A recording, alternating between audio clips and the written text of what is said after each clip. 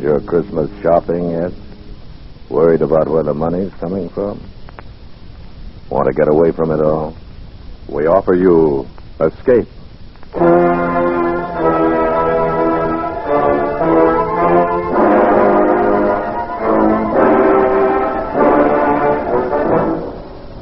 You were seated around a green felt table with a dozen desperate men, waiting for the turn of a card.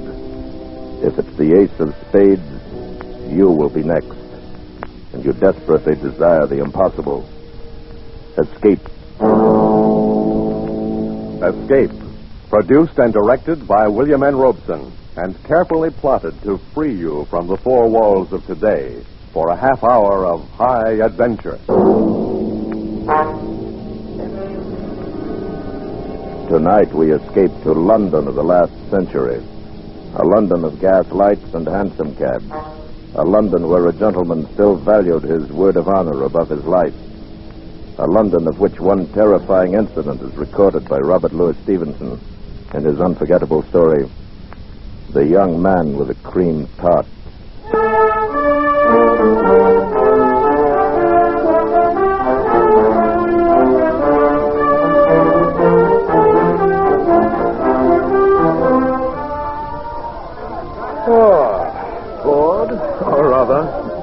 City seems to offer little amusement tonight. Well, bottoms up. Must be on our way. Righto. Your health. And yours. Please have a cream tart. That's duty-free, my compliments. Incredible, you honor me. Really, you honor me. Well, now, what's this? A young man with a tray of cream tarts. He's giving them away. Well, perhaps one of the terms on the bill. Perhaps. Shall we go? Yes. I pray you accept this confection, for if you do not, I'm bound to eat it myself. You must be crazy. I've never more seen you refuse. I do. There's nothing for it but my 27th tart since 5 o'clock. Now there are but 2 left. You, sir. Yes? Will you so far honor an entire stranger? It's really excellent pastry. I should know I've eaten enough of them. It is not the nature of a gift that is important, but the spirit in which it is offered. The spirit, sir, is one of mockery. Mockery? And whom do you mock? Myself. However, my purpose at the moment is not confession, but rather distribution of these cream tarts. Won't you and your friend dispose of the last of them? Yes. Yes, on one condition. If my friend and I eat your last 2 cakes, we shall expect you to join us at supper. Supper? It's a horrible thought. I've already eaten 2 dozen of these pastries. Very well, then we shall omit supper and become better acquainted over a bottle of wine. I'm uncertain whether my repugnance for these 2 remaining tarts or the attraction of your invitation compels me, but I accept. Excellent. Then let us finish off your pastry and seek a more quiet place. How about Michelle's in Soho? Splendid. Shall we go? An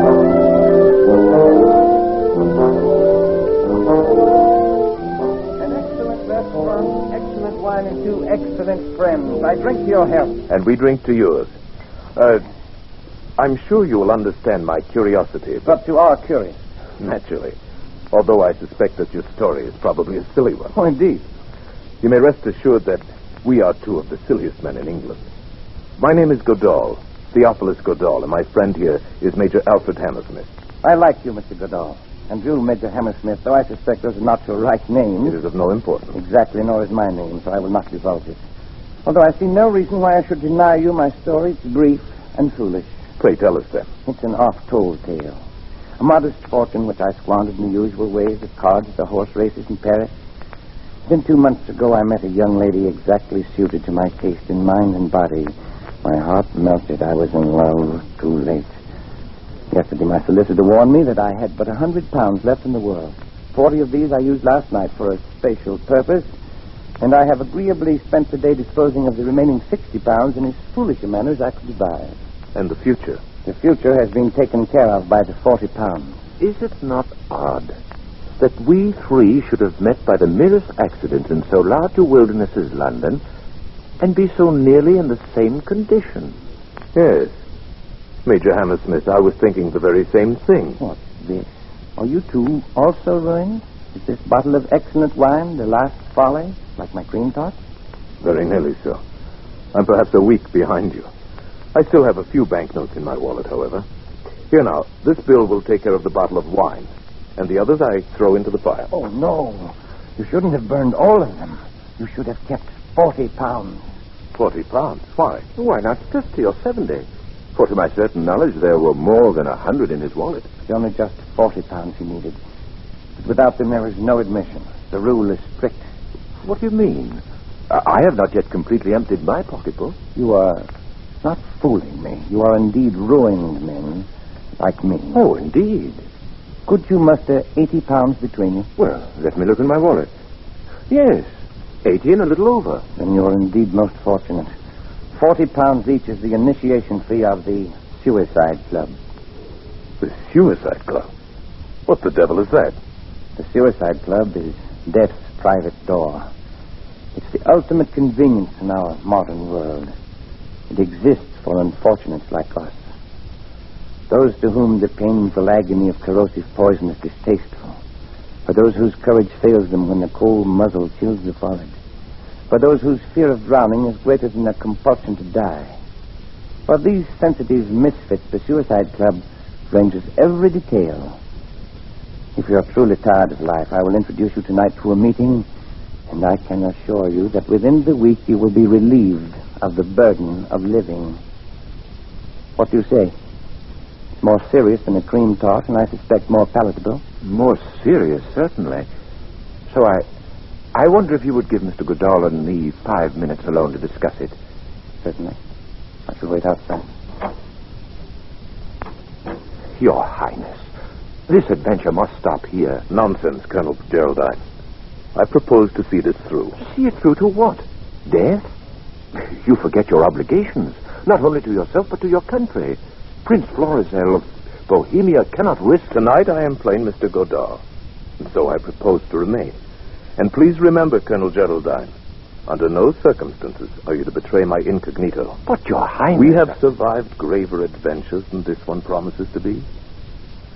And now, Colonel Geraldine, let us pay our bill and accompany our young wastrel to death's private door.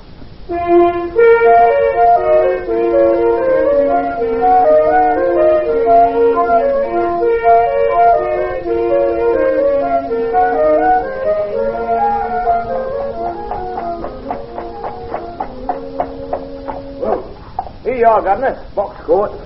Gentlemen, we have arrived. Here you are, cabby. Keep the change. Oh, thank you, sir. Come on. Well, Mr. Godal, Major Hammersmith, there is still time to change your mind. Lead on, sir. My mind's made up. And mine. Follow me, then.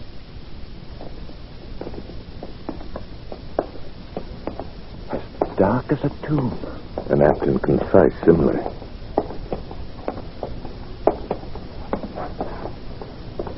Here we are, gentlemen, at death's private door. Shall we enter? Pray, let's.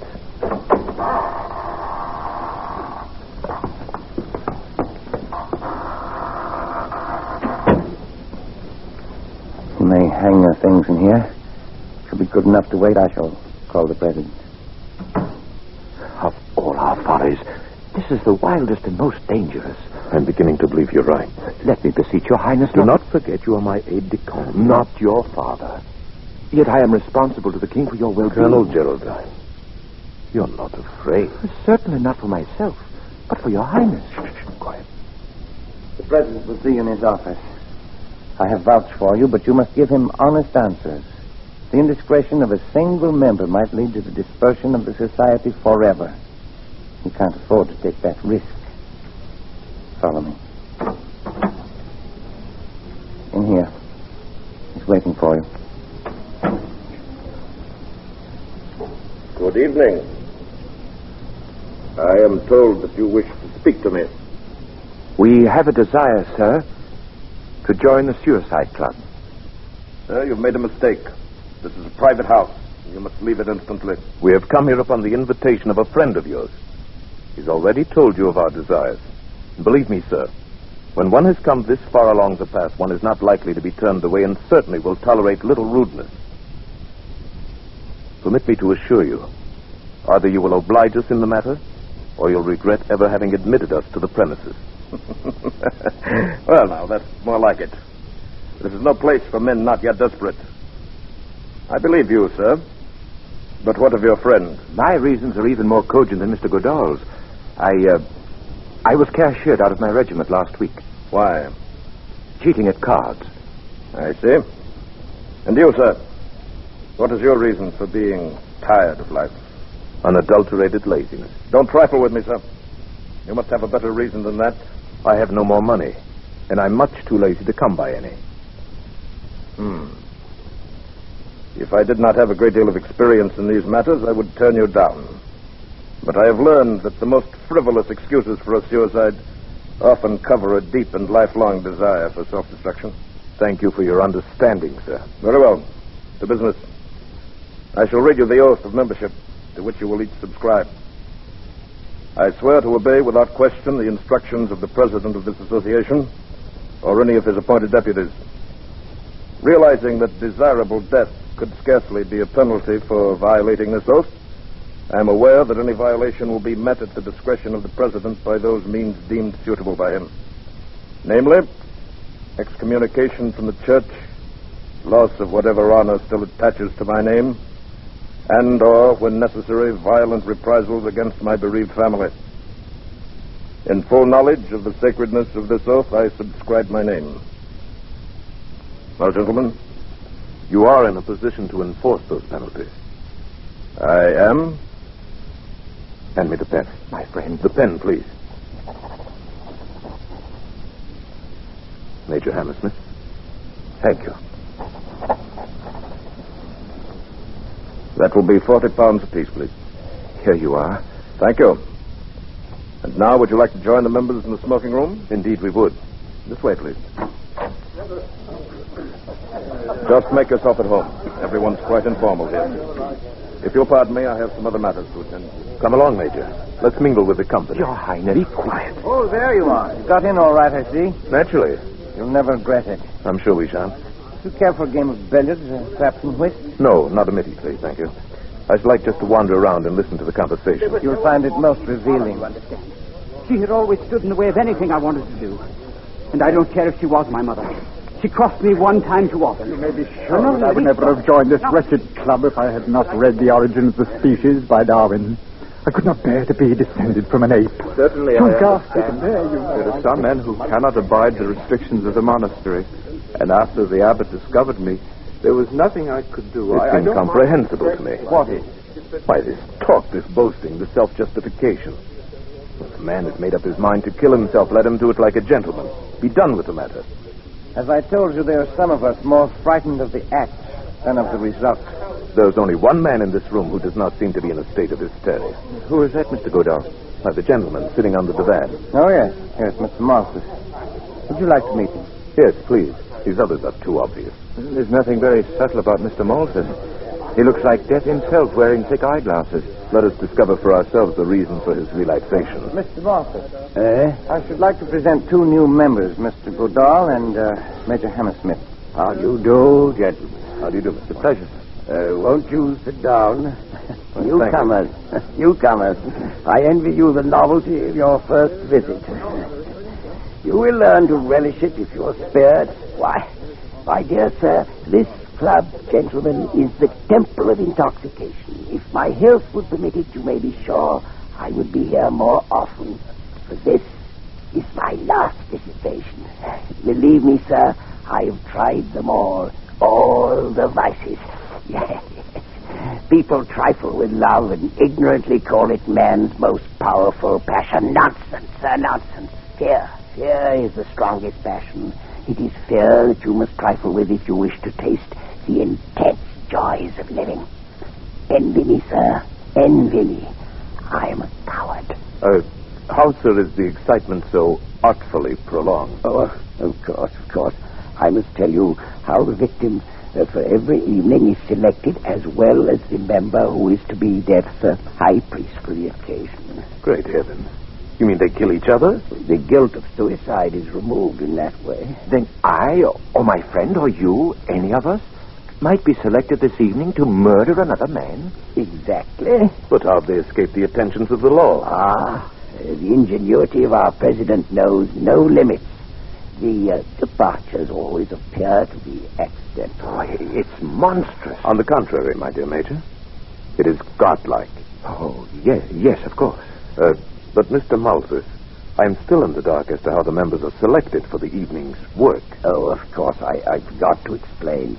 But I see that the others are filing into the card room now, and the play is about to begin. You shall see for yourself. Will you lend me the help of your arm? I'm quite paralyzed, you know. Oh, of course. Thank you. This is the moment for which I live. The quintessence of poignancy. The ultimate of passion. Coming here as infrequently as I do, I've savored this bitter taste of fear longer than the others. But my turn will come. Who knows? Perhaps tonight. But how is it done? Tell us what to expect. Oh, it's so simple. The president deals from an ordinary deck playing cards, and each man turns up his card as he receives it. The ace of spades, the card of death. Ace of clubs designates the official of the night. The murderer. If you like. Here, 3 chairs together. Happy young men. You have good eyes and can follow the cards. I only make out the faces. Is everyone here? My friend, we still have a fighting chance to escape. Quiet. Let us play the game. Attention, gentlemen. 3 of clubs. Jack of hearts. 10 of diamonds. King of clubs. Queen of hearts. 3 of spades. 9 of clubs. 6 of spades. Oh, no! It's our young man of the Cream Tarts. He's drawn the ace of clubs. I came here to be killed, not to kill. I wasn't... Gentlemen. Not murdered. I must caution the members against such unseemly outbursts. I don't want Since the ace of spades has not yet turned up, I will continue the deal. Ace of hearts. 7 of clubs. King of diamonds. Jack of spades.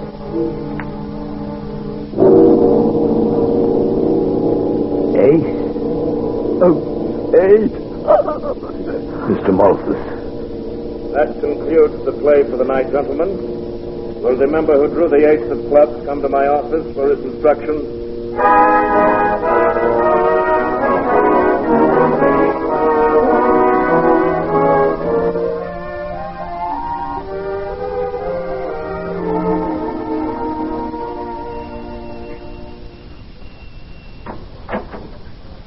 Did your Highness ring? Yes. Good morning, Roderick. Good morning, sir. Oh, I shall have my breakfast in bed this morning. Yes, your Highness. And Colonel Geraldine has been waiting for you to awaken. Oh, very well. Show him in. Thank you, your Highness. Colonel, His Highness will see you now.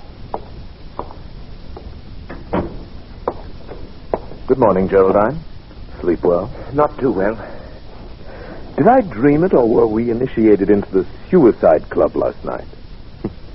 Seems like a nightmare. It was a nightmare, but you didn't dream it. Here, look at this, the morning paper. Huh? Melancholy accident. This morning, about 2 o'clock, Mr. Bartholomew Malthus of 16 Chepstow Place, Westbourne Grove, on his way home from a party at a friend's house, fell off the upper parapet in Trafalgar Square, fracturing his skull. Death was instantaneous. Mr. Malthus, accompanied by a friend, was engaged in looking for a cab at the time. If ever a soul went straight to hell, it was that poor paralytic. Yes, at least he's dead and out of it. But think of our young man of the Cream Tarts. Last night that lad was as innocent as you and I. This morning he is a murderer. Thank heavens we're safely out of it. Are we? Oh, no. You're not going to return. I must. You are infected with a passion of fear just as poor Malthus was. Perhaps. Whatever it is. Tonight, once more, we take our places at the table of the Suicide Club.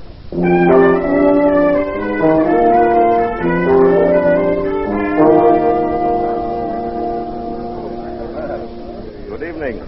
Good evening, Mr. Godot. Back again to try your luck? Yes, indeed. And Major Hammersmith? Good evening. You are to be congratulated, sir, on the matter of Mr. Malthus. Very neatly handled. Thank you. But I shall miss poor old Malthy. He was a man I could talk to. Yes, your bereavement must weigh heavily upon you. Indeed it does, sir. But then it's all in the game. And now, you will pardon me, we will sit down to play directly. The fiend. The foul fiend of hell. Steady, my friend. Once more, let me plead with you. Leave this evil house before it's too late. You're very tiresome tonight. Oh, here's our young friend of the Cream Tarts. Good evening, old chap. Oh, Mr. Goodall, Mr. Hammersmith. Oh, how I wish I'd never brought you to this infamous place. Oh, leave. Leave while your hands are still clean. But our oath. We could not go back upon our oath. Well, renounce it. Forget everything. Let them do their worst, but leave. Leave before it's too late. Hey, if you could have heard the old man scream as I pushed him from the parapet. The crunch of his brittle bones as he fluttered to the stage. Yes, I perceive the dealing is about to begin. Shall we go in? Yes. Mr. Goodall, if you have any kindness in your soul, wish the ace of spades for me tonight. There's nothing left for me but to die. Attention, gentlemen. 3 of hearts. Queen of spades. Ace of diamonds.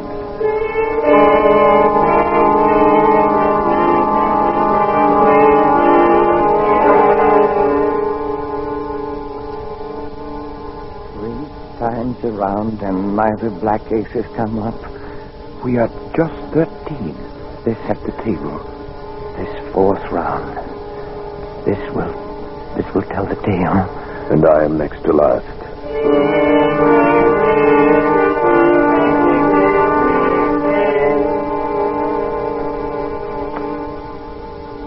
Ace of clubs.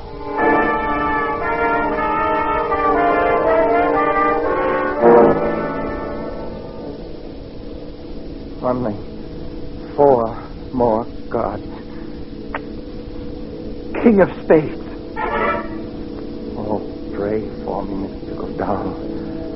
Pray for me. I have 1 chance in 3. Pray that I get the ace. 6 of diamonds. And now, I have 1 chance in 2. My friend, don't. Silence. Ace of spades. Very well. That concludes tonight's play, gentlemen. Oh, Mr. Goodall. I'd give $1 million if I had it for your luck. I would sell you this card for much less if I could. Well, Mr. Goodall, my congratulations. I am pleased to have met you, sir, and to have been in the position to do you this trifling service. At least you can't complain of delay. Yes. And now, before I leave forever, I should like to ask a question. A purely hypothetical question, of course, since I am not a man to go back upon my word. But you wonder what would happen if you did. If upon the turning of the card you had changed your mind and now wish to live? Precisely. Suppose my friend, Major Hammersmith, and I elected to ignore our oath.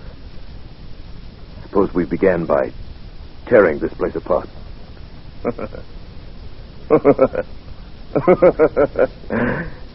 You wouldn't even get started.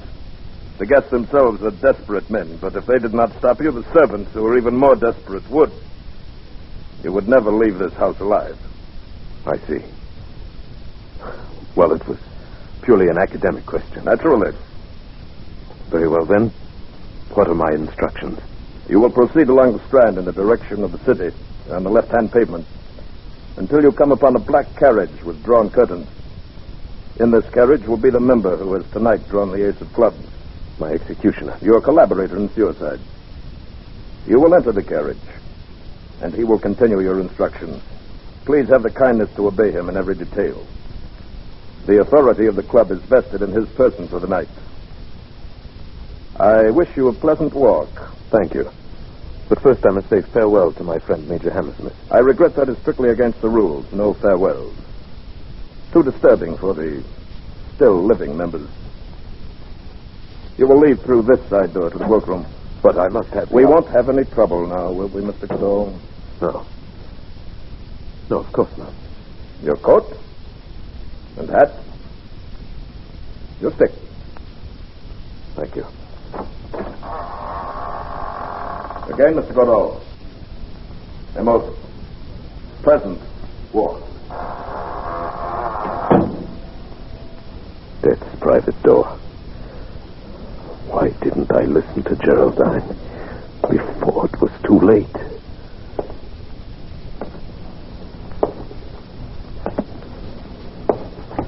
All right. What is it? My instructions are to meet the coach in the Strand. You'll take this coach right now. Get in Go. with you. All right. Take this one away.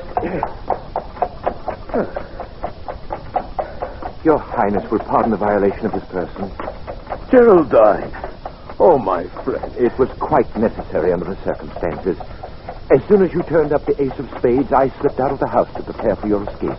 But how did you manage it? When I realized I could not dissuade you from attending the club tonight, I retained the services of a certain capable and reliable private detective. But his secrecy has been bought and paid for. His men are now raiding the suicide club. The members will be removed to your townhouse, where it remains for you to pass judgment upon them. That I will gladly do, and with the utmost dispatch.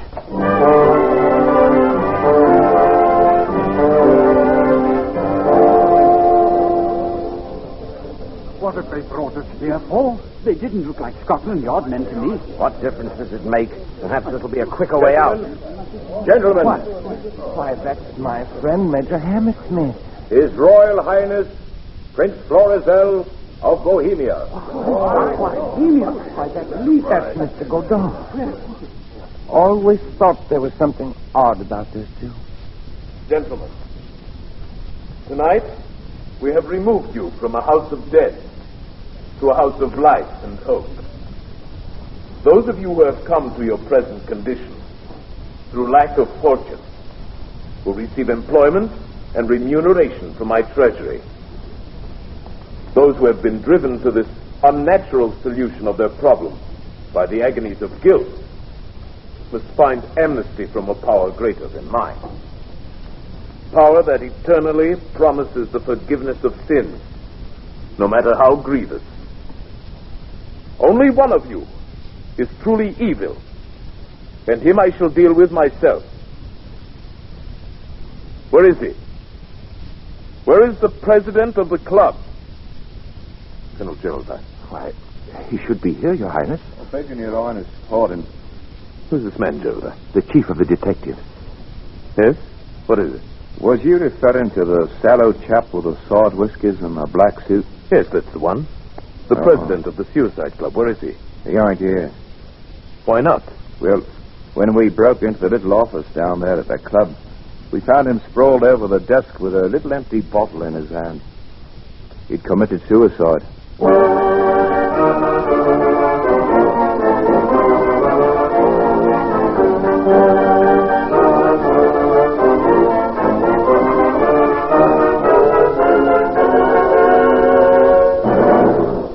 Escape is produced and directed by William N. Robeson, and tonight brought you The Young Man with the Cream Tarts by Robert Louis Stevenson, adapted for radio by Mr. Robeson, with Paul Frees as Prince Florizel, Bill Johnstone as Colonel Geraldine, and Barton Yarborough as the young man. The special musical score was conceived and conducted by Cy Pure.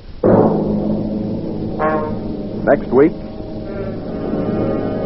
After you've put in a tough day at the office or leaning over a hot stove, when your four walls seem to be closing in on you, next week when you want to get away from it all, we offer you Escape. this is CBS, the Columbia Broadcasting System.